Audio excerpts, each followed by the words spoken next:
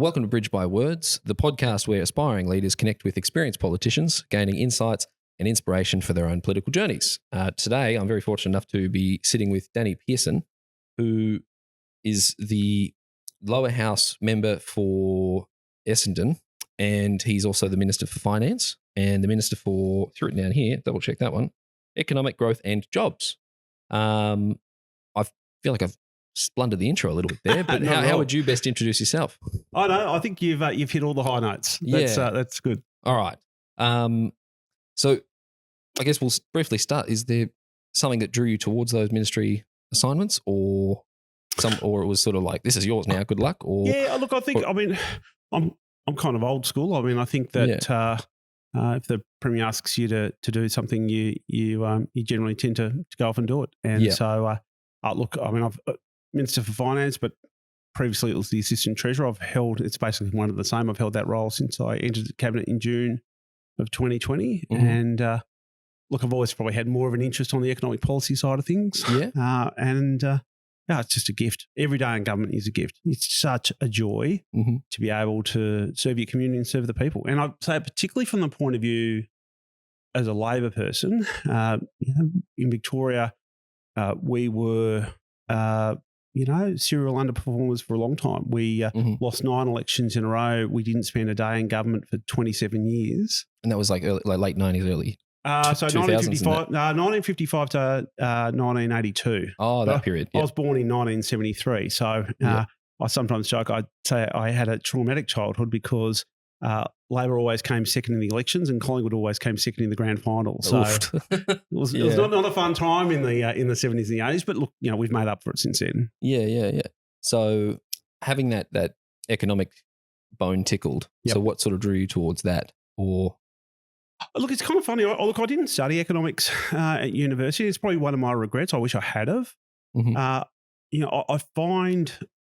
just find it endlessly fascinating, and the fact that particularly from a government's perspective, how you can use economic policy in a way in which to get really good social outcomes is really important. Yeah. I think it's about, it's not just about the wealth distribution, it's about wealth creation. If you can create wealth, then you've got the capacity to distribute more and you can do more things. And I think for me, I've always been focused on both the creation and the distribution. And economics is really key to that. Yeah. And then having, the appropriate assignment of where money should go as well. Like I think I saw you were recently at Melbourne Polytechnic and the importance of, helping, fund those things so that certain education providers can, have appropriate funding and train the next generation which all filters out to the economy. Yeah, that's right, Ethan. That's exactly right. Because you want to make sure that you can have people skilled up so that they can do, jobs with meaning and jobs with purpose. Yeah. And, they have that opportunity to try and learn more and do more and achieve more. I think that if you're looking at the tsunami that is artificial intelligence and the way in which that fourth industrial revolution is going to take hold over the next few years, we really want to try and train up and skill up people so they're pushed up the value curve, so they've got more opportunities to be able to do great things in their working lives. Yeah, not being too stunted or pushed into one area. It's It's just that natural. I think it's a bit of a natural evolution, and it's a knowledge. Increasingly, it's a knowledge economy. We also though still have to fundamentally build and create things. Yeah, and I think it's about making sure that people have got more of those opportunities to thrive and to achieve and excel. Yeah, okay. I'm probably about to ruin the evergreen of this interview. Yeah. But we were just in the cafe and we saw the headline about there's like 80% public sector new jobs are created by the public sector. What are the pros and cons? Is that a bad thing? Is that just Herald Sun talking things? I don't know. Oh, look, I mean, I don't. Or have you read the headline yet? And I've just thrown it at you? I've seen the headline. I mean, I don't agree with some elements of it. I mean, I think you'd need to really dig into it in a bit more detail. I mean, I think that in Victoria, the public sector is worth about 1/7 of the total economy. And I'm sure that what's included in that is money from the federal government to support health services or money from the federal government to support the NDIS. I mean, the reality is that we're leading the nation when it comes to business investment, private sector investment, and we continue to grow and expand the economy. And I think if you look at the state economy, it's projected to go from about $600 billion to about $700 billion over the next 4 years. Now, the public sector alone is not accounting for 80% of that. You're looking at a range of private sector endeavours and investments. And, when I'm out in the community, when I'm out visiting factories and businesses, there's a lot of hope and confidence around the place. And I think that people are starting to invest with a degree of confidence here in Victoria. And we've got some great tailwinds going our way. We've got a really high population growth. That's really important because we've got to continue to support senior Victorians who have reached retirement age. We've got to make sure that we've got a high participation rate, and our participation rate is at a near record high. And then we also have to have a focus on productivity, which is about using new technologies to do things more efficiently and better. And that's where I think AI comes into. So, yeah, look, I saw the headlines. I mean, I just think that it's probably a little bit selective in parts. I read it as a good thing. I don't, it seems, because the government, the economy can, globally, everything's sort of going in a bit of a slump. But at least I read it as the public sector sort of has your back to support people. Is that a fair assessment? Or? No, I absolutely believe in the public sector having people's back to support them through challenging times and difficult times. I just question the 80% of all jobs that have been created in the state are basically as a result of the public sector. I question that data point. I question that data point. Yeah, but I think because it sounds like a broad spectrum from what you said, where it's like it could just be the nurses getting an extra bit of money, for the hospital geting a bit of money to subsidise certain nurses. It doesn't mean the whole wage is. Yeah. So okay. So is that what that sounds like? I'm sure I'll have a bit more of a closer assessment and analysis of it. Sorry to put you on the spot. No, you're fine. No, you're fine, Ethan. No, but I think in terms of looking at it more broadly, there is a role for the public sector to play because we've got the ability to have that long-term planning, that long-term vision, and to support the economy. And I think that, I think it underpinned our response during the global pandemic that you've got to, at that time, have the government invest to try and provide a bit of a shock absorber to the economy to support people. Yeah. Where governments don't do that at times of economic crises, like you saw in the Great Depression, the impact on people who've been who are on the wrong side of that equation is profound. Yeah. And you've got to be guarded. Make sure you're guarding against that. Yeah, like you said, I just was reading that book about the Australia's Great Depression. Yeah, and just all these people having to move state to state or town to town just to try and find some kind of work. Yeah. So it's good that the government's there helping. I don't know. Anyway, I'm blowing smoke, or I'm preaching to the choir here. Probably preaching to the choir. Yeah. But I guess we'll go back. So not too far back, not to the 70s, like you said, but what was life like before you entered politics, or it even became an interest or something to chase? Yeah, look, well, it was a quieter time. It was a less busy time, I suppose. I mean, look, government's a gift. Public service is incredibly rich and rewarding. Yeah. And I think I find it satisfying and fulfilling. I think I'm a more worldly person now than what I was before I entered. But look, government's tough as well. Mm-hmm. Right? You have to make tough decisions. The demands are in many ways endless, and you've just got to try and find that balance. And I think we all in these sorts of roles are always trying to find something that we can try and help keep ourselves centered and balanced. I mean, I think for me, it's I'm spending a lot of time with my wife and my children. I think it's about running. I think it's about reading. I mean, they're the things that really motivate me to be able to continue to do this job at pace. Because the thing is, in the context of your career, if you think about this for a moment, I reckon if you look at the lifespan of a cabinet minister in Victoria, it might be 4 or 5 years at a guess. If you look at it historically, you get outliers like the Premier, who's been a minister and hold the record, I think, for a woman in those senior leadership roles. But for most people, it's much less than that.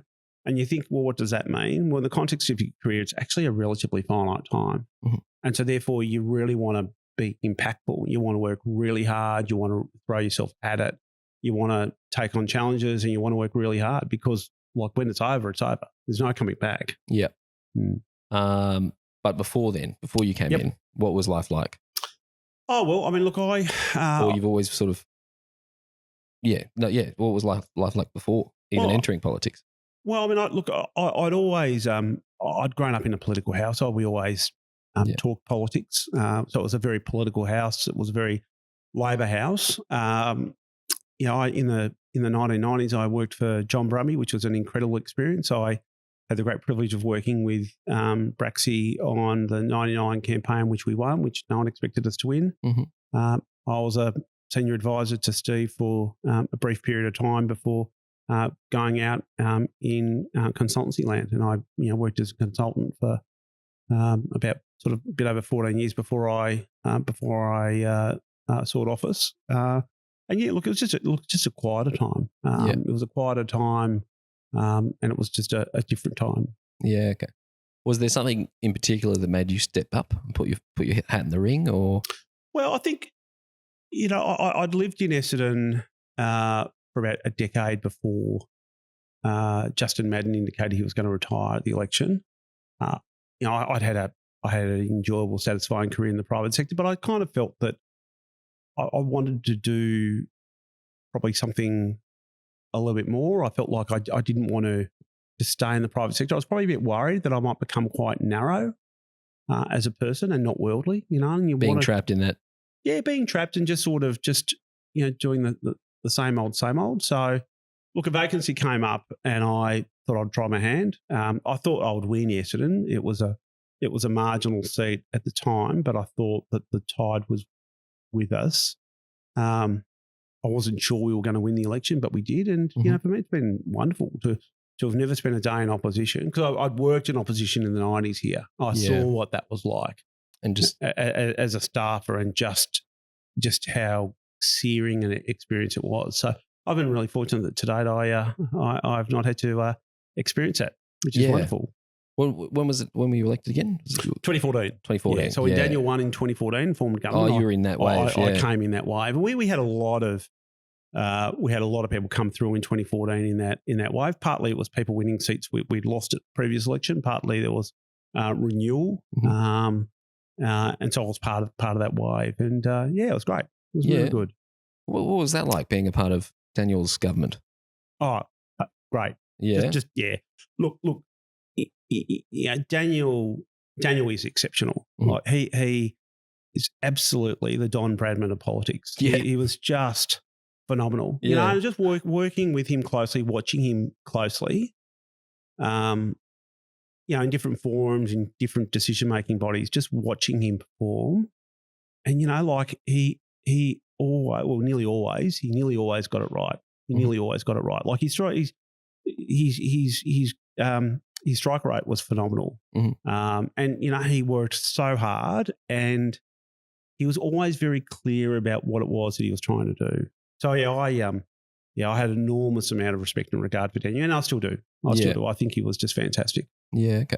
And then working for Jacinta as well? Similar thing? Or? Yeah. I mean, look, different styles. I know they're different. Yeah, I understand they're different. I wasn't trying to put you on the spot. No, just different styles of leadership. Look, I mean, I think and bear in mind too, I mean, I think that, so I joined the cabinet. So when you're a backbencher, you have a bit to do with the Premier, but you don't have masses to do with the Premier. And you have a bit to do, obviously, when the Parliament's sitting, with caucus meetings and the like, but you don't sit around the cabinet table with them, or you don't sit around those cabinet committee meetings with them. In my case, when I joined the cabinet, by that stage, Daniel had nearly 6 years under his belt. Yeah, okay. And he'd had 2 wins under his belt. So he was at peak Premier, right? Like he was absolutely in the stride, running full pelt down the field, down the straight, down the Flemington Straight. He was absolutely hammering it. I think with JA, like I joined the journey when she became Premier, and being a senior minister, and so it's just different in terms of different stages in life. I think that Jacinta is a very consultative leader. She's very collaborative. Yeah. She's got a view in terms of where she wants to take the state, but she's very, I think, keen to hear views of others around the room and to engage. Okay, and make sure voices are heard before making decisions. Yeah. So it's been a great ride. Yeah, I've had a great time. Yeah. Okay. All right. So it's been a different kind of relationship Yeah. Compared to Daniel and Jacinta. As you'd expect. Yeah. Okay. All right. So once you get in 2014, yep. And then I guess we can also extend that question to once you get a ministerial role. Yep.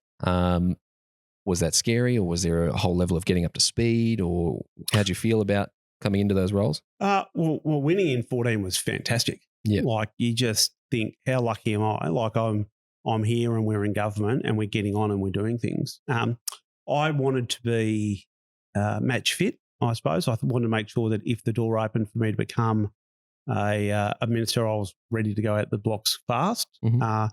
As a consequence of that, I put myself up on every single bill in that 2014 to 18 period.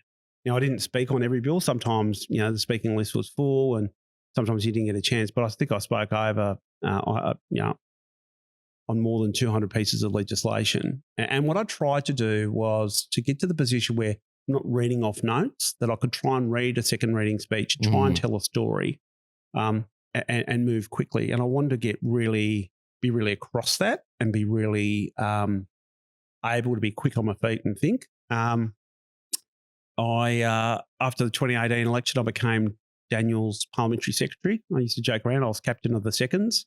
And it was great, again, working really closely with Daniel and his team. And Daniel had an awesome office. Like, he had some of the people in there were the smartest in the game. And that was fantastic. And, June of 2020, a vacancy emerged.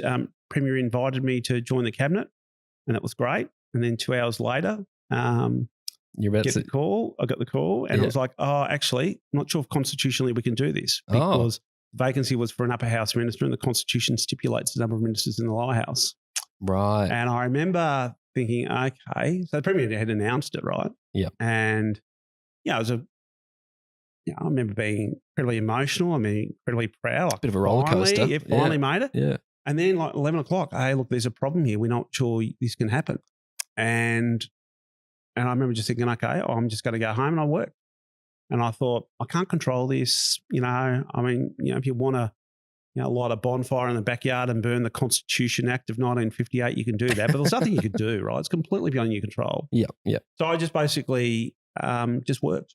I worked that day, and then a few things happened, and there ended up being 3 resignations from the cabinet. 3 of us came in.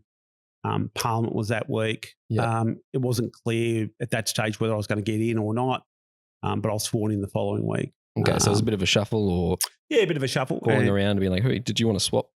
Is it like that, or it was just, I'll take the passenger seat. It was just look, I just thought, look, I've just got to trust in the process, and I just got to. It was out of your hands. Totally. Yeah. But in politics, you've got to be a bit like that. You've got to be nimble at times to understand there are things that are within your control and there's things that are outside of your control. And I mean, the easiest thing in the world I could have done is I could have got angry. I could have got, bitter or whatever. I just thought, look, I can't control it.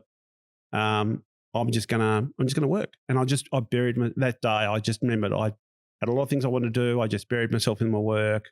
That week when Parliament resumed again, I just assumed that, nothing was going to happen, that I was going to stay where I was, but I just worked and worked and worked. And then, I got appointed to cabinet, which was amazing, which was a really great experience. So that reaction to that moment, just, all right, it's not in my hands. God, Jesus, take the wheel. Yep. I'm just going to focus on what I can do. Yep.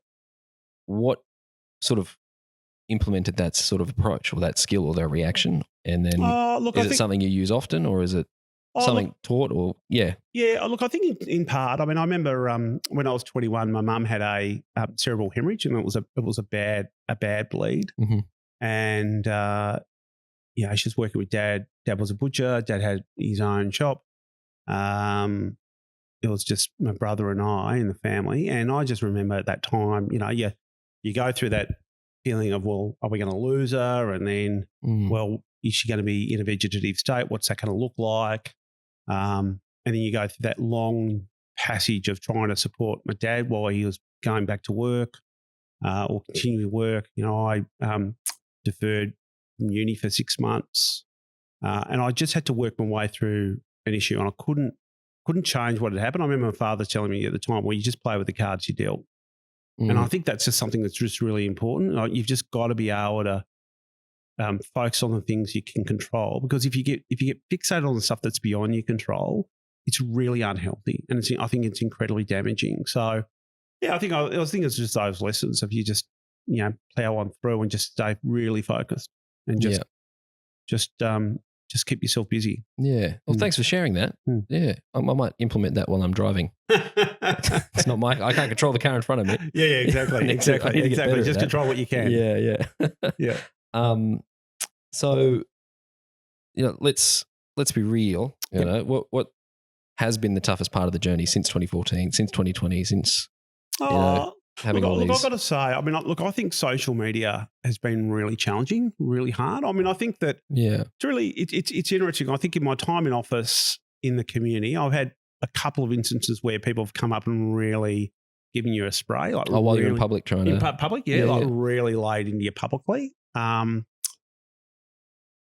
And I remember, like, in my first term, I'm pretty hands-on, and I like to try and control the things that I'm doing. I like to be across what's going on. And in my first term, every day we'll be putting stuff on Facebook. And that was when, like, Facebook was really, there was this tsunami where people just sort of went from reading the paper or watching the TV to going on to Facebook. And, Daniel, I think at that stage had like about 1 million views. And every day I'd be sort of on social media. And then when I got promoted to be Daniel's parliamentary secretary, I said to myself, look, I might get you guys to take care of this. I'm going to do something else. And I remember a few months in, waking up one morning and feeling really good about myself. I'm feeling really happy. And then I thought, the reason why I wasn't seeing every day somebody just saying, yeah, this or yeah, that. It's quite corrosive. In the comments, you were on that every day. Yeah, you just get caught up in that. And I just thought at the time, I thought, like, at that stage I was about sort of 45, 46. I thought, well, if a 46-year-old bloke's having trouble,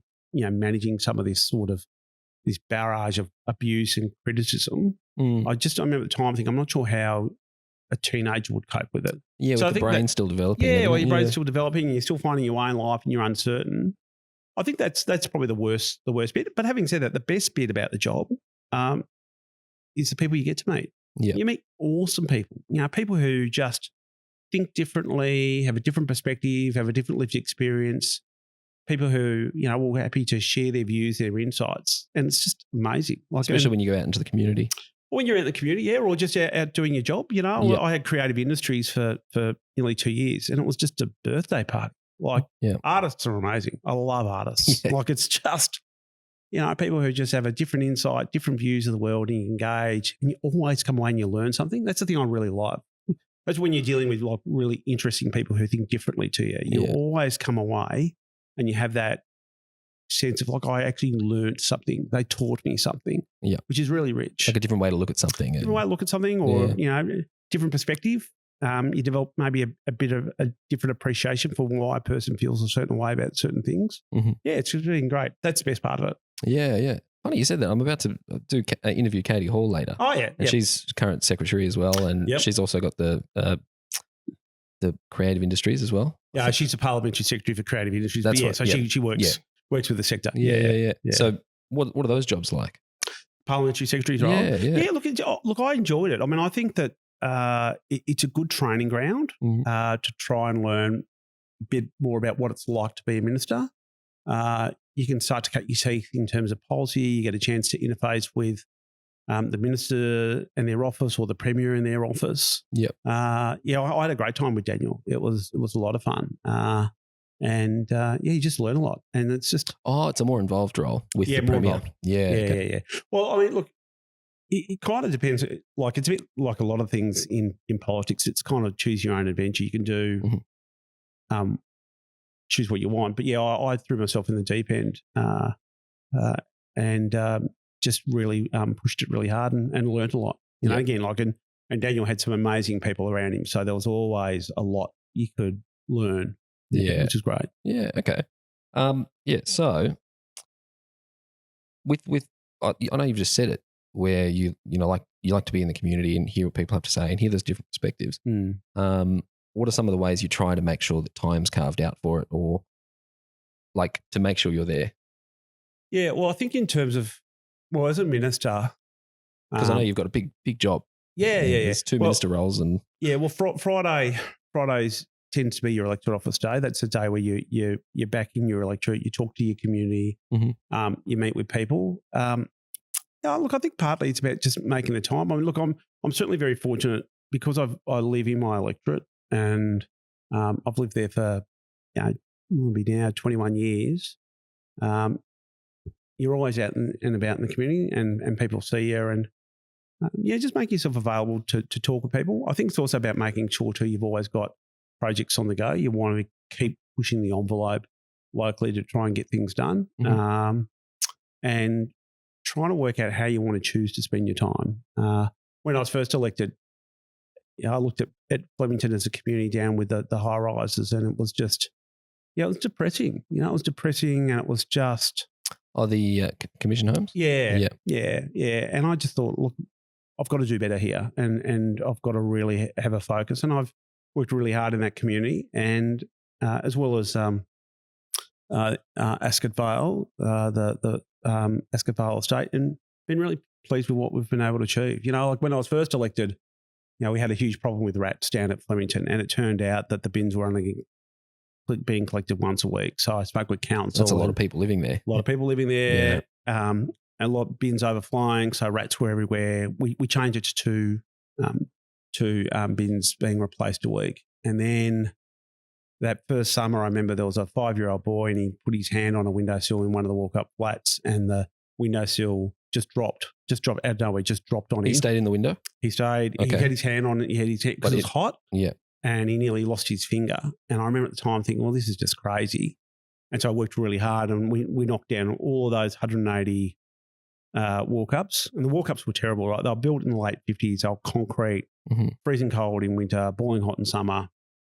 Got rid of all of them, like removed all of them, replaced it with about, I think about 218 odd social housing homes, and then I think another 150 which are affordable. So you want to try and make sure that the teacher and the nurse and the police officer, the school cleaner can live in their community. So having that developed, the local high school wasn't doing particularly well, so we had a complete rebuild of that, about a $25 million investment. And we put money into a new community centre down there, which council delivered. So I look at Flemington now, and if you had have gone back to 2014 and arrived there now, the place is so different. Yeah. And in the process now, we're moving to the 4 towers. Again, we want to have more housing, more opportunities for people. So and quality homes too. And quality homes, energy efficient, all of that. So that's something I've been really, really proud that we've been able to achieve. And it's been opposed by various people at different times, but unless you're out there putting yourself out there fighting for something that you believe in, you run the risk where you just don't achieve much, and you just, the community sees you at Anzac Day, or they see you at Remembrance Day, or they'll see you when you open up a roundabout. But I don't think that's political leadership. I think people like leaders who believe in something and are prepared to go out there and argue the case and fight for it. And, I just sort of think it's like that old union saying, if you don't fight, you lose. And I think you've just got to be out there and be pushing it, Ethan. I really do. People appreciate a mouthy member. Yeah, well, I think, like vocal about something. I think in terms of, I think the people of Essendon, after the time I've been in office, I think they kind of know me, and they know my values, and they know the things I do and the things I won't do. So, and I think that's what people want. Yeah. Okay. So since stepping into this role, how do you feel you've changed at all? Like, if at all? Oh, look, I think you probably develop a bit of a thicker skin. I think you've just got to be able to do that. Otherwise, if you take on board all the criticisms, it makes it. I just don't think you can do your job. But look, I like to think I haven't really changed. I mean, I'm always mindful that with these jobs, if you're not careful, you can just get caught up in the whole. You can get caught up thinking that you're more important and more relevant than what you possibly am, if I can put it in those terms. Like I'm mindful of my lifespan. I'm mindful of the lifespan of a cabinet minister. There'll come a time when people won't call you minister, that you won't have staff who work to your direction, that you don't have a department at your disposal, that you don't have all these things. and I'm totally fine with that. But I think it's good to remind yourself that these things are you just always good to have it in the back of your head that these things don't last forever, and don't get ahead of yourself. Don't get carried away. Don't be a big noter. Don't just get caught up in that. Mm-hmm. It's like that sort of old in the Roman Empire. They used to have whenever a new emperor was inaugurated, the ritual was to have a slave who would whisper in Caesar's ear, "Remember, Caesar, thou art mortal." It's good to make sure that in these sorts of roles you don't get ahead of yourself and you don't get carried away. I just think it's important to be grounded and be well-rounded. Yeah. Because sooner or later, like, it all ends. Like, it all, cabinets get reshuffled, members get defeated, governments are defeated, members retire, ministers retire, like, whatever. Yeah. And you've just got to recognise that, at some point the music stops, and you've got to be comfortable when that happens. And, when the music stops, I think you've got to be able to look yourself in the mirror and just say, I'm so grateful that I had the opportunity to play a bar of music in the concerto, and be comfortable with that, and not get caught up, and not be angry, and not be be content, I think. Yeah. Okay. So do you have one of the staffers in your ear just being like, "Oh, mate"? No, well, that would be my wife. Yeah, okay. Yeah, my wife's very good at that. She's very good at keeping you human. Oh, absolutely. Yeah, absolutely. Yeah. Which has been great. Yeah. It's been great. All right. Sounds like you'd make a good bus driver if you need to be. Very chill, very relaxed. You're like, this is what's in my control. Yeah, I don't know if that's insulting or not, but I just feel like sometimes I think I need to be more chilled than what I am, but I've just, you just gotta kind of remind yourself as best as you can. All right. So final question. Yep. If you could go back to the moment when you first considered entering politics, what advice would you give yourself and why? Well, I think I would probably say you need to be able to harden up at times, and you need to not take things personally. Mm-hmm. I think I would say you've got to carve out time for yourself, and you've got to carve out a balance. And I think for me, that's probably the thing that's been able to keep me going at the pace that I've gone. I've been, for me, I think running's really important for me. I run probably anywhere between 3 and 6 days a week, and it's only sort of 4 or 5K. It's nothing huge, but it keeps me settled. It keeps me stable. Clears the mind. Clears the mind. Yeah. Is that one of those rings that check your... Yeah, Aura. Yeah, Aura. They're fantastic, actually. They're really, really good. Very conscious about your well-being. Well, I think it's just also too, like, if your stress levels are elevated, try to understand, why you're stressed. And making sure you're sleeping properly. Like, it's I think politics is getting harder, not easier. And I think you've just got to you've got to try and make sure that you're looking after yourself throughout that. I think you also got to work out to the things that really matter most to you, and then sticking to it. And then, for me, I think it's about just finding that balance, and then carving time out for yourself, carving time out for your family, and then just making sure that you really throw everything at the job that you can. Because, like, when it's all over, it's all over. Like, there's no coming back. So you've just got to be, I think, really quite focused on that. Yeah, okay. Finding that balance, but making every day count. Yeah, absolutely. Yeah. Well, I mean, when I was here in the 90s, I used to say, look, every day in opposition is one day closer to government. And conversely now, like, every day in government's a day closer to opposition. Some stage it ends. Yeah. Right? And so how do you want to spend your time? And do you feel that's a product of Australian culture in a sense? It's like, let the other guy have a go. It's just reality. I mean, like, I think in terms of it's just a function of democracy that we've got 2 major parties, and sooner or later people want to change. And I respect that. I get that. But I say it more to myself, to keep reminding myself that you've just got to keep pushing yourself, and you've got to keep striving to do better. There's that great theory coming out of Japan called Kaizen, which forms the foundation of the Toyota way, which is about continual and constant improvement. And I'm always critical of my performance. I'm always trying to think, how can I do better? How can I improve? How can I ensure that I'm a better minister tomorrow than what I was yesterday? and what are the things I need to be doing about that. And that in itself, it is in its own way intellectually taxing because you don't want to cruise. Yeah. You want to keep trying to do better and force yourself to improve.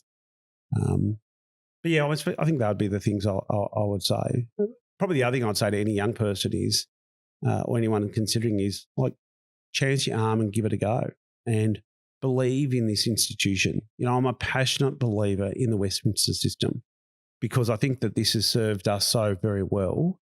And over the course of time, we've been able to modify and alter the institution to allow us to reflect common needs and the 21st century. We're going to be debating treaty tomorrow in this place, which will be an amazing achievement to reach a treaty with First Nations people.